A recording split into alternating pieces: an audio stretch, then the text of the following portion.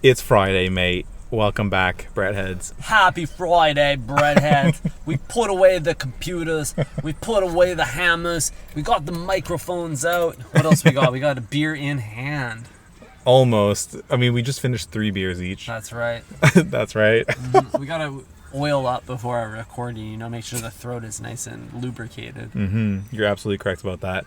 It looks like the recording is working. We're doing this on the phone, Steve Lacy mode. So we'll see how it sounds at the end of the day, but I think it's going to sound pretty good. Yeah, dude, inspiration can hit at any moment or after any pint, so we always have to be prepared, and that's why we pack a microphone everywhere. I always knew you were a Rick Rubin head. He's thinking about it.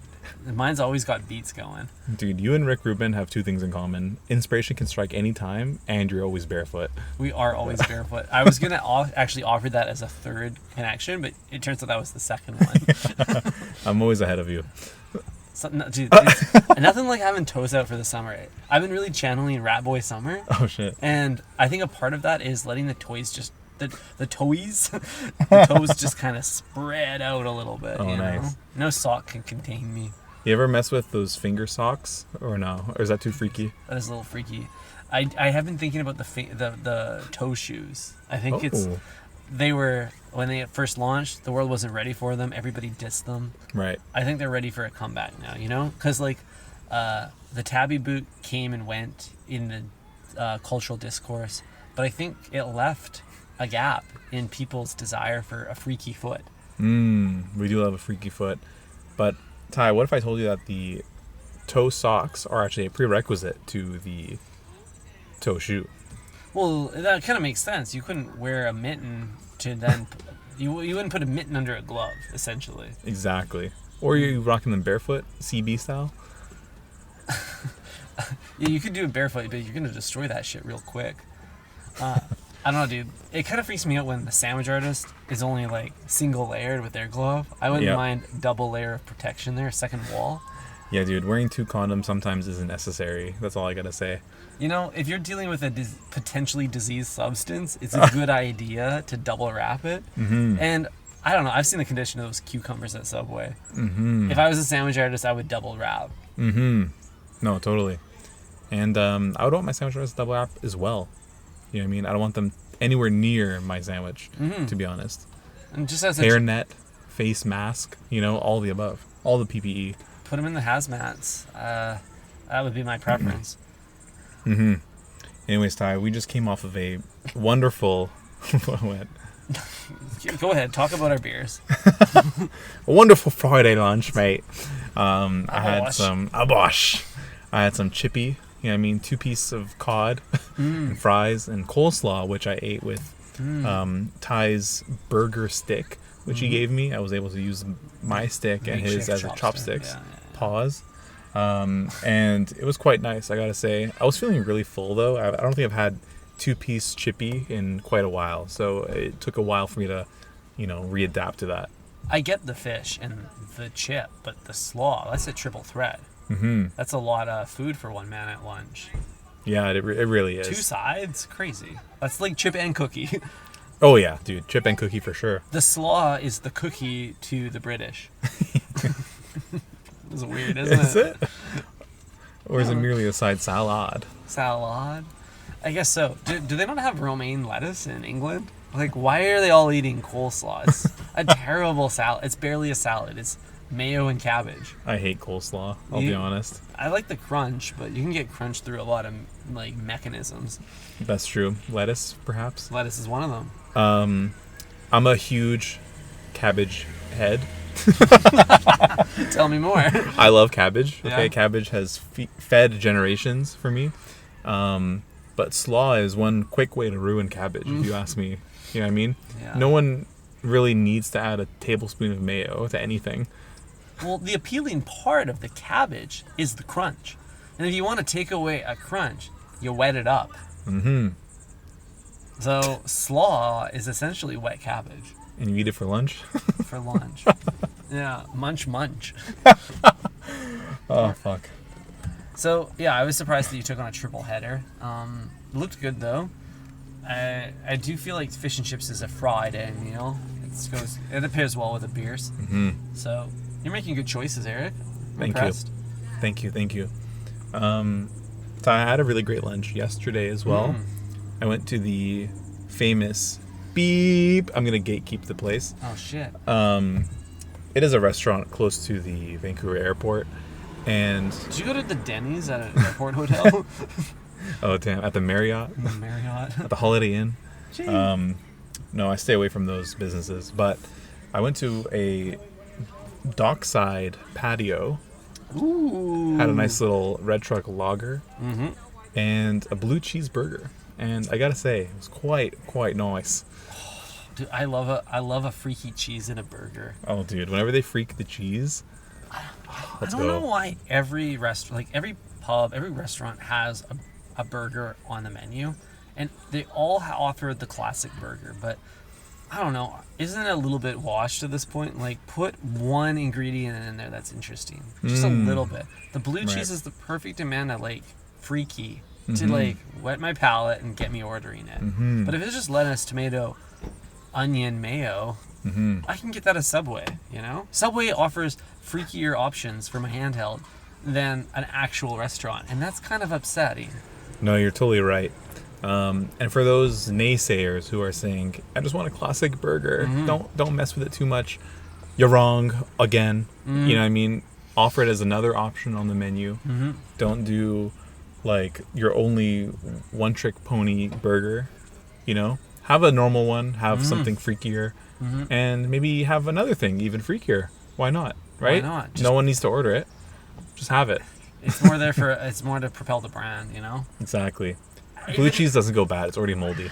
You could just like, if you want a normal burger, like a boring NPC, you could just say no blue cheese. Hold the blue. Right? Hold the blue, please. Hold the blue. And boom, you got yourself a classic trad burg. Exactly. No, you're right. Substitutions can do anything. They really open a lot of doors. They really do. Open a lot of mouths, too. That's right. But one thing, Todd, that I wanted to talk about from my lunch yesterday was I had 2 beers, and I was only planning on having one. This is what happens. But one way that the waitress got me to order 2 beers, I thought was kind of interesting. Because she didn't say, "Can I get you another beer?" She said, "Do you have time for another beer?" And if I'm I call myself an honest man. You know what I mean? I do have time for another beer, so the answer is yes. You know what I mean? I can't lie to this beautiful woman who's true. taking my order. So yes, I have time for another beer. How'd you know? That's such a tough question, too, because you always make time for a beautiful woman. And the things you love. And the which things you could be love. beer or women. Yeah, totally. It is mating season. So with that in mind, your hands are tied there, dude. What a kill switch for servers everywhere. It's really a rhetorical question. It is. Because like Obviously. we both know the answer to this. I ain't leaving anytime soon. And yes, I would love another beer. It's a beautiful day. Come on. Let's go. Imagine if your sandwich artist was like, "Do you have time to toast this?" Of course I do. Oh, man. Yeah, toast away. Yeah, dude. I got a minute. Yeah, cook that thing. Damn. Let it cook. Wow. I mean, what if they asked you, like, you have time for another 6 inches? Whoa. Would you upgrade? If they catch me at like the 7-inch mark, I'm not done eating yet, but I'm well on my way. I think at that moment I'd opt in, because at 7 inches, you don't know you're gonna be full. Oh, yeah. You're gonna be full. It'll You hit you don't like know a it yet. truck. Exactly. But you're not yet, you know? And then they've screwed you because you hit the 12th inch. You are stuffed. Your stomach is yearning for a breath of fresh air. And you got 6 more inches coming. No, I agree. It's like delivering twins. You know, you like push one out and then here comes another. That's right, dude. Damn. Oh, shit. I was thinking the other day, I was like, man, the humans are so obsessed with 3D printing. You know, like it's such a big thing. And it's because humans 3D print. They make 3D prints of themselves through childbirth. And they make 3D prints every time they go to the bathroom. Like every time you take a number 2, What? every time you take a number 2, you are 3D printing. I'm not sure I understand. It's kind of the same process, You're printing a dookie? You're printing a dookie. You're 3D printing. Amazing. Right? Thank you so much. Thank you so much for that. Yeah, I digress. I also went to a novelty restaurant for lunch not too long ago. I was at a wedding out of town. Okay. Side note, I was talking to the groom on his wedding day. And I said, what are you doing from now until the ceremony? And he says, oh, my groomsman is getting me some Subway right now. What? Yeah. I was like, oh, cool. So then he left. So his last meal as a single dude was a Subway sandwich. Oh, wow. Isn't that crazy? It's kind of like death row, but less sad. It is, yeah. Damn. So it made me realize, like, I'm going to be married some point eventually. What do I want my last meal as a young whippersnapper to be? Damn. That's a great question, actually. Yeah, right? Is this something you think will haunt you for the rest of your life? Like, when I signed my life away, what was the thing I was doing, in the last moment? Did I live up to my own self-imposed standards while I was single, It is I think the last meal itself is not the straw that breaks the camel's back, per se, but because if you have a life full of regret, that will haunt you into marriage. But that last meal has the opportunity to trigger the trauma prior to it. Like you get the poke bowl for lunch, and then you remember how there was that beautiful surfer woman in Hawaii you met 2 decades ago that maybe what if if you were both at a different place. Wow. It's all about timing, right? It's all about timing is everything. So it kind of makes you think at that last meal. Wow. So I don't know what my good chum was thinking as he ate 12 inches of chicken bacon ranch before walking down the aisle.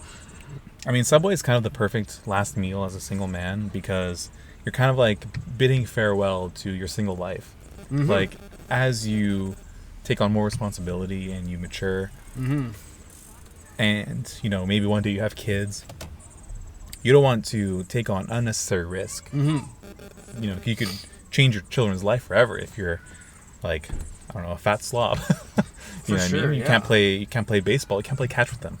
So if you're dead from overeating. Exactly. So yeah, you got to be careful. You got to watch your health. And Subway is kind of like one last hoorah, It really is. And I feel like I have so many friends turned daddies that are like taking out life insurance policies now because they're hyper concerned about death. Jeez. And I also just realized now, Eric, all of these middle-aged construction workers that are going to Subway at lunch probably aren't going there because they need to eat a lot of food in order to fuel their very physical job.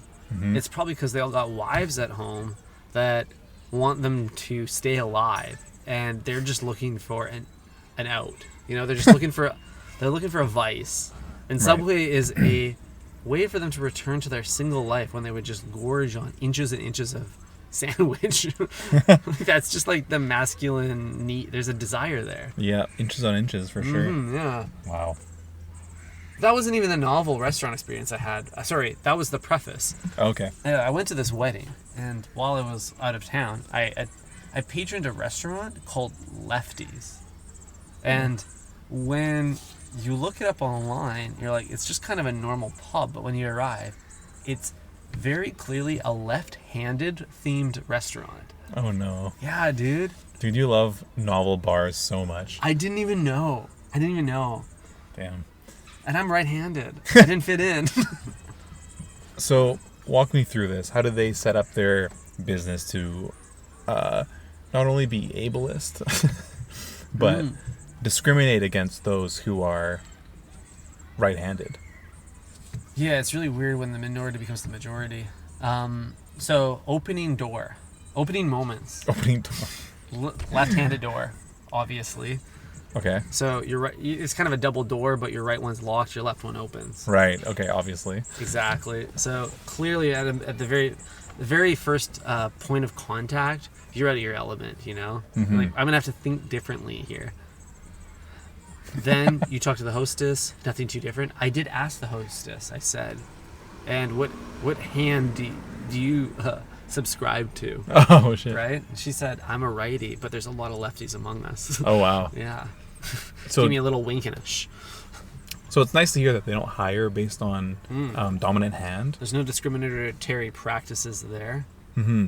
So did you clarify with her that while you are right dominant, you are lefty sub? Yeah, dude. I like to eat my footlong with my left hand because that's the hand that's less likely to end up near anybody's faces, you know? Uh-huh. Like, I shake with my hands with my right hand.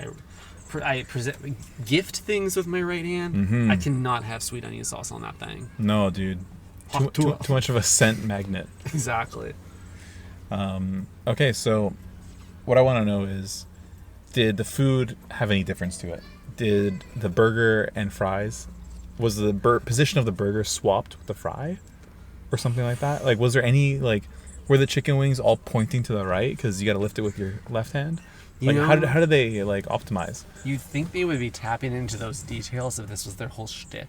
But I think the concept ended at the puns around the room. You know? There's a lot of signage that, like, made fun of right-handed people, poked fun at them, and celebrated leftiness. Mm-hmm. But the food was pretty status quo, and the service of the food was pretty status quo. So I didn't feel like it really carried forward. Damn. That's too bad, because I know so many opportunities to leverage people's lefties, you know? Yeah, like, it'd be really cool if at a bar like this you were forced to, you know, those, like, cell phone free bars where you have to, like, give your phone as part of cover? Yeah. They're like, we're gonna look through it, and you're like, fine, TSA. I would love a left-handed establishment where you actually had to, like, put a big glove on your right hand or your dominant hand, you know? Completely block usage of it for the remainder of the experience. Mm-hmm. Kind of like that guy in Zoolander, the hand model. The glass jar. Absolutely. Yeah, you could put your right hand in a glass jar, or maybe have, like, a cooked grenade in your right hand, and if you let go, like, the whole building's going up. Yeah, that's just a bunch of people sitting around. The grenade. Grenades in hand. Yeah, dude, I kind of like that. Yeah, that's cool too. I mean, you should be a business owner. There's definitely no health code violations with that one. You can't eat a grenade. No. Unless you're talking about the black olives. Or the red onions. That shit bombs my stomach. Absolutely. What are your thoughts on onion juice? Oh yes, the craze that is raw onion juice. Sweeping the radicalized online bodybuilder forums. I'm more of a fan of sunning personally, but I would tap into raw onion juice. I think this is something that you need to take, like, 2 weeks off work to do, and, like, do it for the first week and then have a week off to kind of, like, just sweat it all out. So I get the what, but I don't really understand the why, and that's probably partially why I'm bringing this up. I'm hoping you can enlighten me. So what is, you juice a bunch of raw onions, or you blend them up into a paste, and then you just, like, you drink raw onion like a smoothie. You just, like, you consume so much onion. Right. But why? What is a benefit? That is a great question. I have no idea. You don't know? I have no idea. I think onion, though, is like an antioxidant. So I'm sure it's healthy for you in some way, but I have no idea how it'll help me look smacks. That part I'm kind of stuck on. Yeah, I wonder if there's, like, onion, like, draws out the estrogen in your body. Oh, maybe, yeah. You know? Yeah, just deletes it. I don't know a single woman that likes onions, and that kind of validates that thesis. It's all vanity tie at the end of the day, because they do like onions, they just don't want to eat it because they'll be stinky. So the ROI on the onion isn't there for them? No. It tastes great, but potentially could end mating season early for you. That actually checks out, because all women love a little bit of a pickled onion. Pickled red. Yeah. And pickled reds have been washed of their potency. It's also, like, aesthetically pleasing. Like, make any vegetable pink and I'm adding it to my sub, you know? That's true. It's Barbie-core. Dude, check out this Femcore onion. Damn, dude. That's a good point. It is a pop of color where you at least expected it. Yeah. On top of a burrito. Dude, no one will say no to like 3 or 4 pickled onions on a taco, you know? I would not. I love me a pickled onion. I just think it adds that like twang, you know? Mm-hmm. Pickled anything? Like, have you had anything pickled that's been bad? I guess not, hey? Like, it's always just better, you know? I mean, when I get a little too pickled, that's bad. That's the only situation. Bro, I'm having like uncontrollable burps after those 3 beers. I get it. We downed that third one pretty quickly. Yeah, it's hitting. Sitting here in the driver's seat, just feeling that third beer, like, holy shit. That hit. Damn. It's okay. We can talk a little longer. That'll help you kind of digest the substance. Yeah, anything but to sit in the back seat with my co-host. Facts. I had a question for you. More of a philosophical question about our good friends, the sandwich artist. Uh-huh. Yeah, I was thinking about the sandwich artist. I was thinking about how at lunch rush, you know how they like make a really, really strong front line, like a riot police? They're all like in a row. Uh-huh. And then the sandwich artist passes your foot long like a baton between them, and each one is designated to a section of specialization. You know? Okay. One handles the cheese and toasted, one's on meats, one's on veggies, one's on the sauce, and you got someone rapping and charging. My question to you, Eric, is what position do you like best? If you were a sandwich artist, are you the top of the food chain or the bottom? If I had to work at Subway, what position would I be in? Yeah. Assuming that those are each specialized roles that you're committed to for at least lunch rush. Not rapping, that's for sure. Rapping's tough. Rapping is tough, bro. And very little recognition. There is. Because you know? the rapper is also responsible for payment, and that's the the lowest moment of the sandwich ordering process. Right. They never recognize a good job, but they always shit on a bad job, you know? Yeah. For me, Ty, I'm going meats. Yeah? Yeah. I'm laying down some salami, laying down some chicken. You know what I mean? Putting in the toaster wouldn't be bad either, assuming that's its own job. If cheese and toasted is the job, then I would still take that. That's cool. Yeah, I like pan work, you know? Pan work. Dude, I do like the blank canvas that comes with the meat. Yeah. I think that's kind of fresh fun. bread. Fresh bread. You're just like, look at all this space to work with. Totally. And it's so systematized at this point that, like, you know, it's 6 salamis.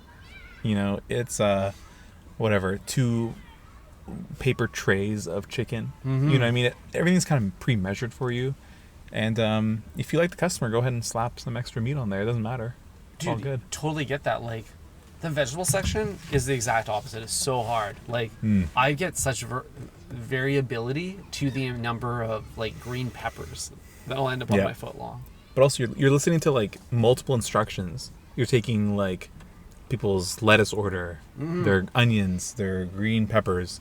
But if you're doing, like, the meats, you know, they're hitting you with, I'll take the BMT, and you already know what's on that bitch. Yeah, it's a little bit simpler, a little bit more purist. That's right. The veggie section is kind of like the ER, you know? It's just like chaos. You're constantly prioritizing the most important thing. Just trying to get through the day. Totally. I'd be a sauce boss. I think I like the idea of the sauce station because I think squeezing that thing and like trying to get the perfect squeeze would be really satisfying, you know? You just want to hit that sandwich with a little hok tua. Yeah, hit it with the hok tua. Spin on that thing. This is the first time we've had audience engagement because as soon as Eric said that, a girl looked at him and gave just like the most nefarious smile. Who, her? Yeah. She looked at us as we both said hok tua. And just like... She knows what time it is. Smiled and laughed. I don't know if she saw the mic. She wants to hop in the back seat. Yeah. We said hok tua. She said, I'll talk to ya. Damn. She's like, can I get interviewed for the pod? Like, yes, so you guys are talking about the sauce. Yes, you can. So what I like about the sauce is you can keep it clean. You can just do straight line. But do a little drizzle. If you're feeling freaky, squiggle, drizzle. Squiggle, baby. Let's do go. a little shape. Like, it's kind of like the latte art moment, you know? Drop a little smiley in there or a heart. Yeah. Nice, dude. Do you imagine dropping a heart for like some construction bro, and he's like, "What the fuck, bro? Like, get that shit out of here." Yeah. And then if he eats it, he's gay. Dude, kind of. Yeah, right.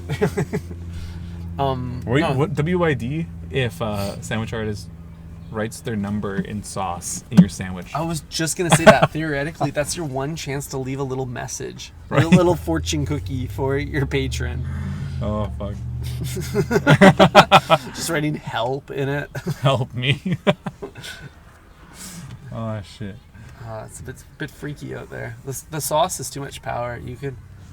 It's like when if like a person at Foxconn like starts your iPhone before you get it and leaves a couple notes in the note app.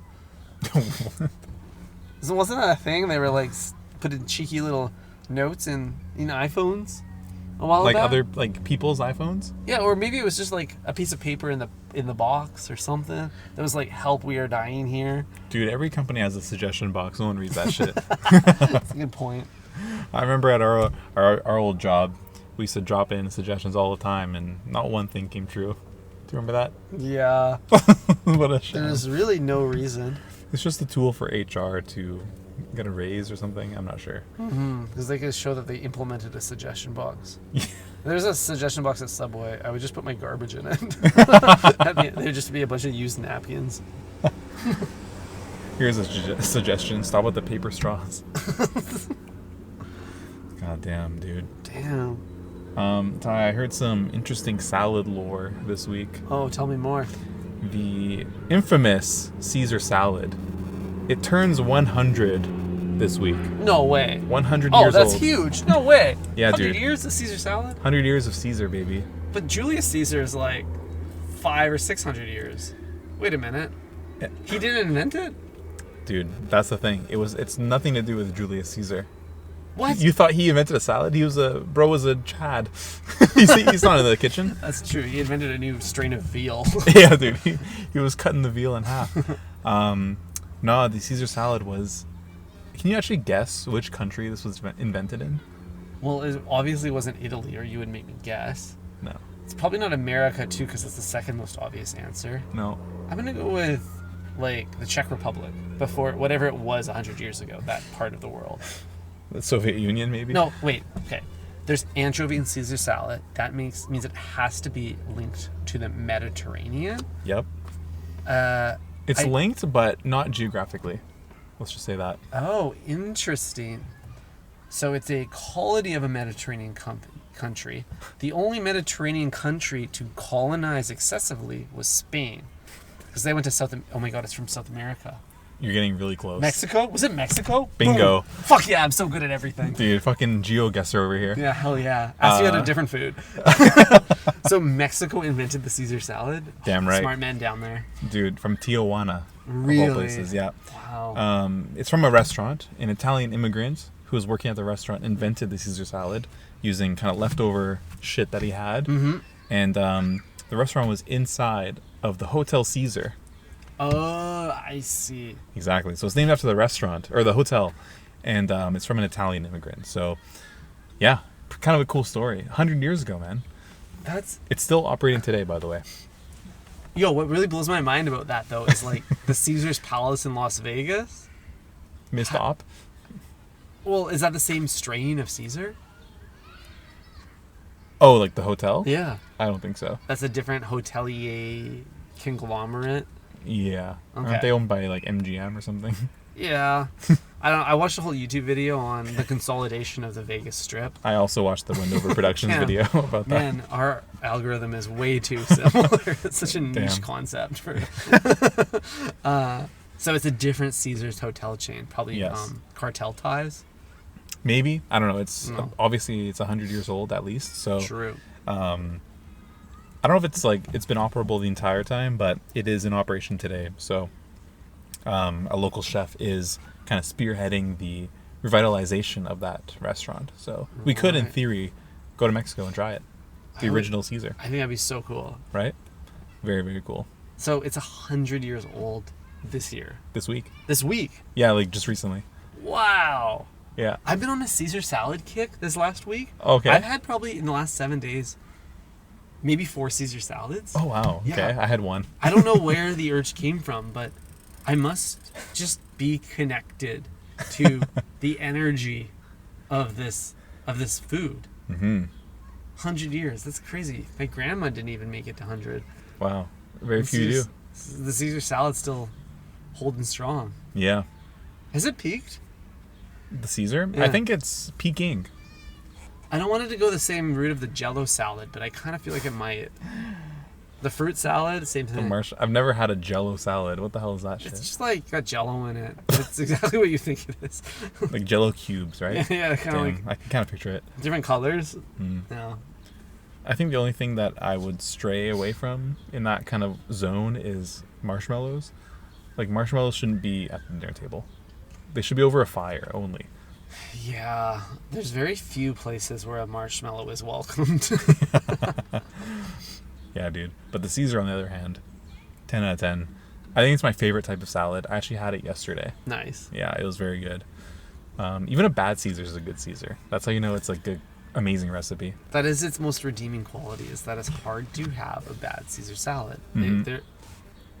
They make them good no matter what. Mm-hmm. And it doesn't just have to be in salad format. Like, you can put that shit in a wrap, or like you can take the Caesar salad and shove it into another meal, and it's still kind of good, you know? Like, I would put a Caesar salad between buns with a burger and eat that. Oh, 100%. Wouldn't that be good, right? The best thing about that is you don't need the croutons because you got the big bun on the top and the one on the bottom. And if you think about a trad burger, it's already got lettuce in it anyways. Romaine, too. Wow. Beautiful. So, dude, just more pro-Italian propaganda on this podcast. I guess so, hey? Wow. Maybe that's why Caesar salad won't go the same route as the fruit salad, is because Italians love to preserve their heritage, and non-Italians love to celebrate Italian heritage. So hopefully it holds up in the same way that spaghetti has. Which lasagna is kind of on the outs. We need a lasagna to come back. That's true, yeah. I think we're gonna approach the golden era of lasagna, in my opinion. It's been long forgotten about, but it has all the same ingredients as a perfect bowl of pasta. It does.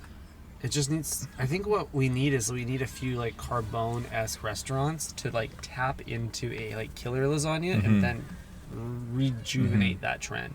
Yeah. So we need a spicy vodka pasta lasagna. I agree. But think about this, Ty. Imagine the best pasta you've ever had. Okay. Put that into the same form factor as a slice of tiramisu, and what do you have? Lasagna. It's the perfect food. I just think like baked pastas aren't really in vogue right now. They are on the cusp. It could go either way. Dude, Horses on Sunset has a insane baked rigatoni. Oh, they're cooking? They're baking. It's a special, but I think it's a permanent special, if you know what I mean. Oh, yeah. I know what you mean. The house special. Yeah, they always seem to have it on special. That's good. I was thinking about this the other day. I may have even asked you. I don't think I asked you on mic, but what is the most memeable pasta? Because there's so many. Like spaghetti, memeable. Yeah. Lasagna, yeah, mom's spaghetti. Yeah, arguably lasagna is a meme pasta right now. But I feel like there's a lot. Fettuccine has potential. I think it actually was during COVID. Like there was like a meme going around where it's like, if she's gonna make you, if she wants to make you fettuccine alfredo, it's like find a new girl, because it's like the easiest thing to make. Right. There's no calabrese peppers in that. Or it's like or it's like Shorty said she's gonna make me fettuccine, like she thinks she's special. It's like, come on. Yeah, no, you're right. That is kind of so that one was literally a meme. But spaghetti's also had its meme era. Lasagna had Garfield, like Alphagettis. Oh fuck, yeah. I didn't even think about like that entire genre of pasta, which is pasta in a can. I almost bought some last weekend. For your camping trip? Yeah, because I bought some British beans for my camping trip, and I bought 2 cans for 4 people. Wasn't enough. Needed 3, and almost bought some Alphagettis.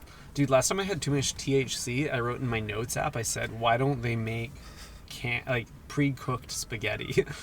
And then I the next day I looked at it. I was like, "That's Chef just Boyardee." That's just Chef Boyardee. Yeah. Damn. They've already done it, dude. I used to beg my mom to buy me Chef Boyardee. She never would. And the one time she did, I tried it.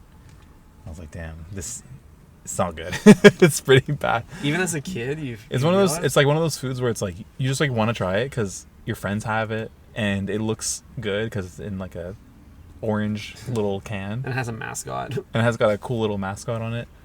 And you just like want to try it so bad, but then when you do, you're like, oh, this is canned cat food. Oh, dude, I loved canned cat food as a kid. Give me that Kraft Dinner. Give me that Hamburger Helper. You know, dude. I'd eat Hamburger Helper and I'd go crazy. You know, I'd start biting my mom. You'd hurt yourself and others. Yeah. Hamburger Helper, I just had that. It's like fentanyl for kids. No kidding. Dude, all those like canned and like instant foods where you just add hot water. Yeah. Like all that shit is so good. It's so good. Like camping kind of just put me onto it, to be honest. You know what I mean? Like without camping, I don't think I'd ever even try sidekicks, but now I love it. Yeah, dude, I need an Uncrustable real bad. I feel like true campers, well, there's me gatekeeping. Everyone that sleeps outside is a true camper. Shout out to the unhoused listeners. Campers try to gatekeep what you can and cannot eat at the campsite. Oh, really? And I feel like campers in general are like all foo-foo about those kind of instant foods, but they make camping so much easier. So I don't think there's a culture of like bringing a can of Chef Boyardee camping. But there should be, because it's the ultimate camping meal. It's like so convenient, especially because you don't even need a can opener to open it. Yeah, you just crack it open. One of those like easy pops, right? Totally. You're totally right, dude. You don't even need to cook it. You could just drink it out of the can if you don't mind a little like iced ravioli. So camping food, what I've realized about camping, Ty, is that the whole point of camping is to signal to others how prepared you can be. Yeah. And how you can replicate home anywhere. Like if you can successfully like, I don't know, say make a steak dinner with a bottle of wine and make like perfect coffee in the morning, like you're like an elite camper. Yeah. So camping is all just about like how closely can you replicate home outside of the home. And I think that's why people like frown upon instant food. You know what I mean? Because it's easy to carry, easy to cook. In theory, it makes sense for camping, but nobody wants to admit it. You are absolutely right. You can't take any shortcuts. And a big shortcut that you're not allowed to take is you're not allowed to buy home somewhere else. Like that, there's huge glamping gatekeeping too. Yeah. Like you can't just buy your way into a better home setup camping. You have to do it specifically through the path of meticulous organization and pre-prep. Yeah. You're like, oh, you meticulously pre-prepped your meal so that you could prepare it easily at the campsite. This guy's a camper. No. We got a camper here. Yeah, dude. I used to only camp in Call of Duty, and now I'm out here camping in the woods.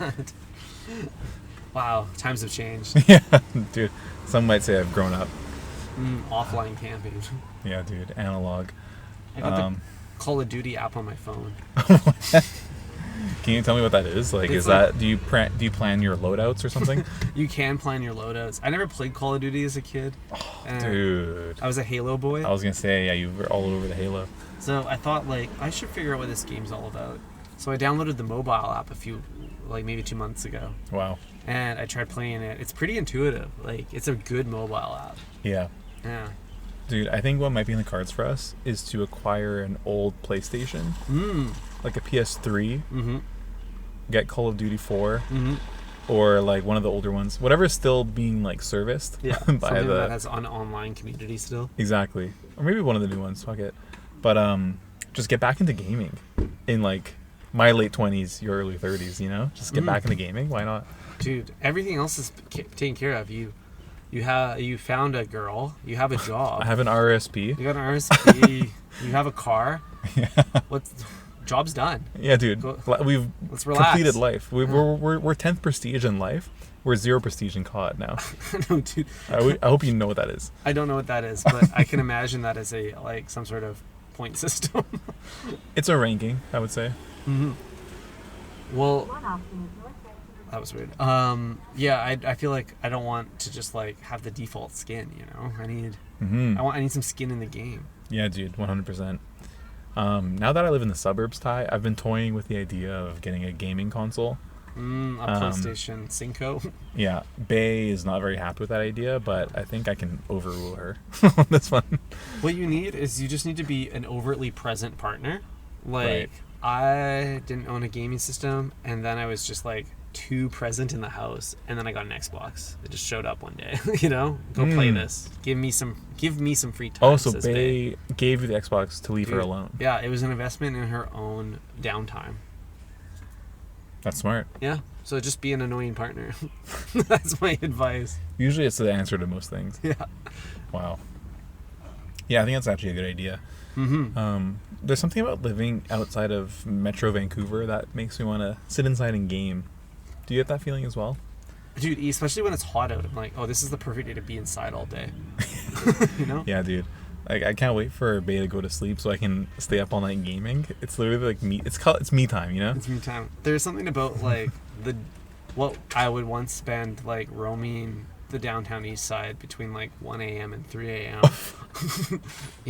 Yeah. I now spend in like a live lobbies? LAN party. Yeah, a lobby. Yeah, dude. Not that often, but there is like something about like that time period is sacred for men to like hop in the lobby, hop Totally. in the GC. I used to video chat with Bay. Now I'm just on audio chat with a bunch of strangers. Mm-hmm. Yeah, you're just getting called names in the GC. Yeah. Oh, man. Ty, any other topics you want to cover today? I think it's ready for us to go find another beer. Hell yeah, dude. Happy Friday. Friday, mate. Thanks for listening today. ThinkFreshPodcast.com. ThinkFresh Podcast on IG. Mm-hmm. You already know what the vibes are. Yeah, it's Think Fresh Podcast. You're already listening. That's right, baby. Ciao. Ciao.